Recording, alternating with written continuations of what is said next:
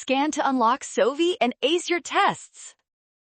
Fruit fly genetics can be tricky, but we can solve this chi-square problem fast. Let's look at the inheritance patterns and find the right value. First, we need to identify our degrees of freedom for this cross. Since we have 4 distinct phenotypes in the second generation, we subtract 1 to get 3 degrees of freedom. Next, check the chi-square table for 3 degrees of freedom at p equals 0.05. The critical value found on the standard statistical table is 7.81.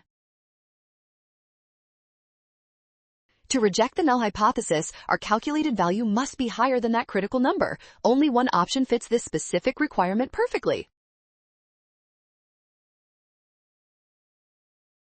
Well done! Scan the code to learn better with Sovi. Avoid rushing when reading tables and trust the given critical values for success.